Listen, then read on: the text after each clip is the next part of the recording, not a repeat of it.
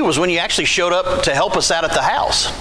And because whenever I would arrive on Tuesday mornings, Matt would be with a group of guys that had already left for the day to go out working. Because once the guys get through phase 1, then they get to phase 2 after those first, 6 weeks, then they start working every day. And so some of them work at Summertown Metals, some of them work at Oliver. Are you at Oliver? Yes, sir. Okay. And so when I'm out there in the afternoons dropping my phase 1 counselee off, then a lot of these guys are coming in, and of course they look like they're coming in from the salt mines, let me tell you. And so I want to shake hands or give somebody a hug, and especially the guys from Oliver, because you got fiberglass all over you, right? Oh yeah, head to toe. Head to toe, fiberglass from Oliver Technologies. And so they would often say, no, Brother Greg, Mr. Greg, let's, you don't want to touch me right now. And of course they can't wait to get out of those clothes and grab a shower. But that's what they do. They have a very structured setup. And so all of phase 2 then, they are working, and the money that's earned goes back to Hope Center, as I understand it. And then they get to the last couple of months of their treatment, and that's phase 3. And in those months, then they are working for themselves, because then when they graduate, the money that they've earned then goes to them. And so we've got a lot of guys out there at the house right now. There's only a few that are in phase 1 now. So we got a lot of guys leaving every day to go to work. And so Matt was among those guys. So I had not laid eyes on Matt until he shows up at the house to help us with some plumbing problems. But yeah, Matt, tell us, Matt had actually transferred in from another center. Was that? Camden. In Camden, okay. And so that's where he began his treatment. But Matt, tell us then just some of your story. Tell us about your family, about how things got to where they did, roughly, and that you needed the help that Hope Center could provide. Okay. I grew up with parents that were addicted, an abusive relationship. Got divorced when I was about 3, I would say, and I went to live with my mother. My mother was really bad in addiction. And unlike Chase, he had to raise his brother and sister. I was raised by my older brother, so it's a bit different. We went through the same thing, kind of wondering how we're going to eat, who's going to take us to school, just being alone, having to rely on each other. And it makes you have to grow up quick. And being a child and feeling abandoned like that, I know it's silly to think, but as a child you wonder, what did I do to deserve this? What did I do? Was I not good enough? So I dealt with that for a long time. Just held that hurt inside me. And I would say I moved back with my dad when I was about in 6th grade, after living with my mom in addiction for about 7 years. And my dad was actually straight now. He had a good job. I felt like my life had a little more structure. So up until about 15 years old, from 10 to 15, I had a privileged life. Everything was great. And I got in a really bad car accident. Got life flighted to Vanderbilt, broke probably 8 bones, was in a coma. And prescription pain pills is really where my addiction started. Once I ran out of prescription pain pills prescribed from the doctor, I sought them on my own. I went to go get them on my own. And the crowd I was hanging around with, they didn't help. It wasn't their fault. I made the choices I made on my own behalf, but it made it a lot easier to make those choices.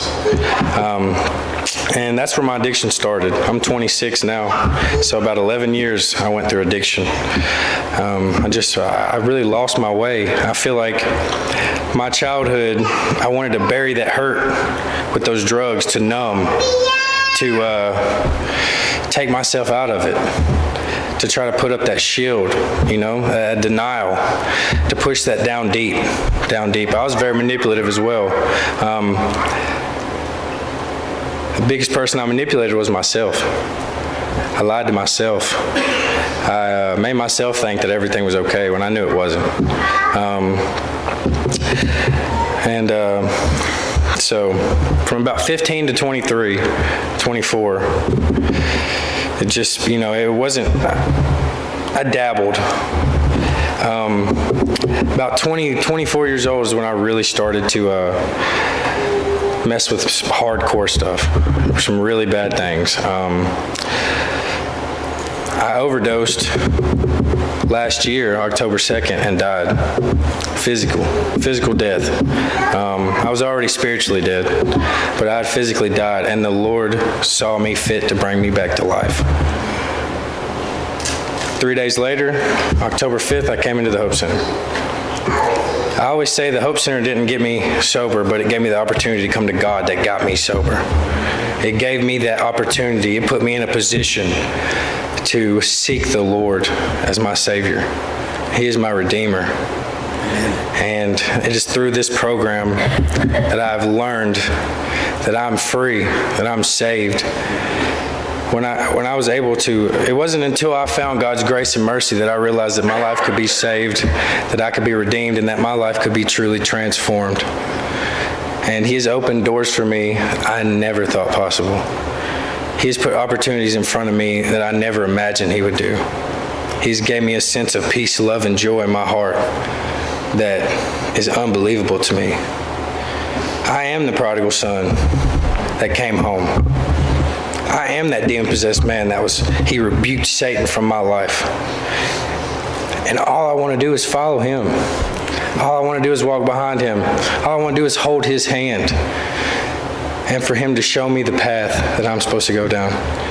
He has set me on a firm foundation, that is His name.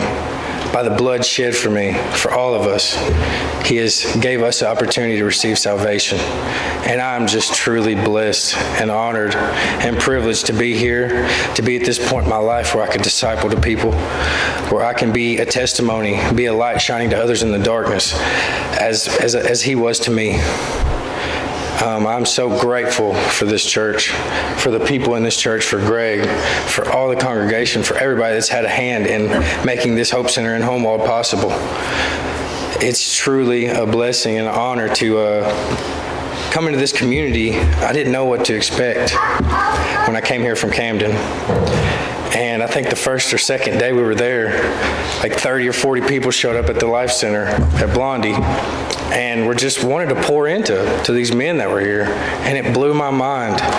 These men are taking time out of their days from their wives, from their children, to come and pour into us. And in turn, I've heard it many times, we help them just as much as they help us. And it is a mutual relationship. And it's just, I'm awestruck by the